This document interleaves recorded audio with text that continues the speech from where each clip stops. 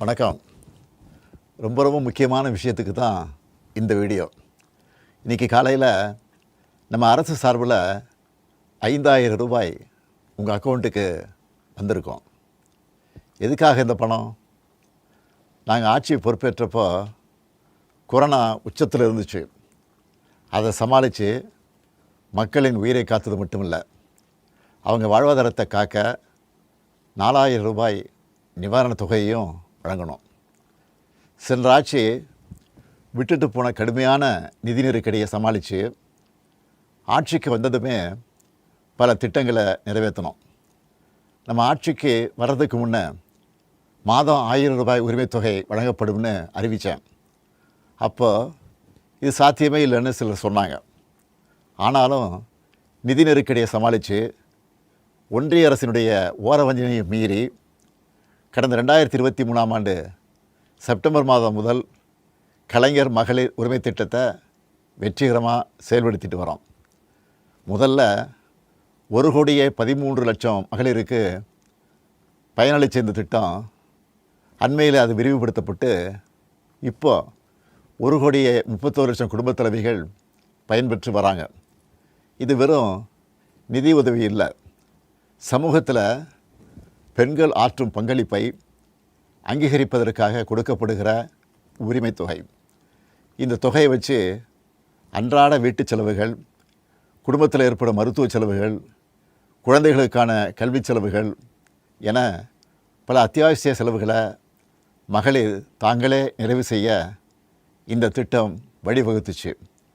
அதனால தான் ஒவ்வொரு மாதமும் 15ஆம் தேதி என்பது ஒவ்வொரு குடும்பத் தலைவியும் ஆவலோடு எதிர்பார்க்கிற நாளாக அமைஞ்சிருக்கு. இவ்வளவு சிறப்பு வாய்ந்த இந்த திட்டத்தை மற்ற மாநிலங்களும் பின்பற்றி வராங்க. இந்த உரிமைத் தொகையை மேம்படுத்தணும்னு நாம் செயல்பட்டு வந்தால் அதுக்கு எதிராக டெல்லியில் இருக்கக்கூடிய ஒரு கூட்டமும், தமிழ்நாட்டில் அவங்களுக்கு அடிமையாக இருக்கக்கூடிய இன்னொரு கூட்டமும் எதிர்வரும் சட்டமன்ற தேர்தலை காரணம் காட்டி அடுத்த 3 மாதத்துக்கு இந்த மகளிர் உரிமைத் தொகையை நிறுத்த சூழ்ச்சி செய்கிறதா தகவல் வருது. இது வச்சு நீதிமன்றத்தில் வழக்கு தொடரவும் சிலர் முயற்சி செய்வதாக செய்திகள் வருது.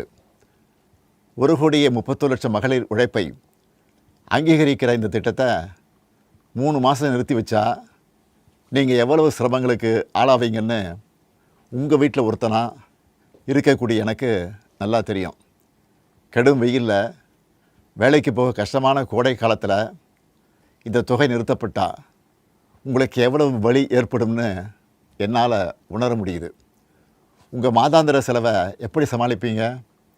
உங்கள் குடும்பத்தில் நோய்வாய்ப்பட்டவங்களுக்கு மாத்திரை வாங்கி கொடுக்க முடியுமா?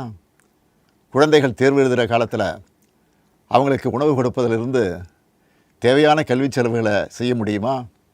இந்த கஷ்டத்தையெல்லாம் நினச்சி பார்த்து தான் ஒரு முக்கியமான முடிவை எடுத்திருக்கிறேன். அதன்படி இந்த பிப்ரவரி மாதம் மட்டும் இல்லாமல் அடுத்த 2 மாதம், அதாவது மார்ச் ஏப்ரலுக்கான உரிமைத் தொகை தவணைகளை சேர்த்து 3,000 ரூபாயும், கூடுதலாக கோடைக்கால செலவுகளை கருத்தில் கொண்டு மேலும் 2,000 ரூபாய் சிறப்பு தொகையும் சேர்த்து இந்த பிப்ரவரி மாதம் 5,000 ரூபாயை சிறப்பு மகளிர் உரிமைத் தொகையாக 1,31,00,000 பெண்களுக்கு வழங்க உத்தரவிட்டிருக்கிறேன். இந்த தருணத்தில் இன்னொரு அன்பான வேண்டுகோள். இந்த 5,000 ரூபாயை அடுத்த 3 மாதத்துக்கு நீங்கள் பயன்படுத்திக்கணும் என்பதால் கொஞ்சம் கவனமாக செலவு பண்ணுங்கள். முடிஞ்ச அளவுக்கு சேமிக்கவும் பாருங்கள். அன்பு சகோதரிகளே, உங்கள் ஆதரவோடு அடுத்து அமையப்போகிறதும் திராவிட மாடல் ஆட்சி தான்.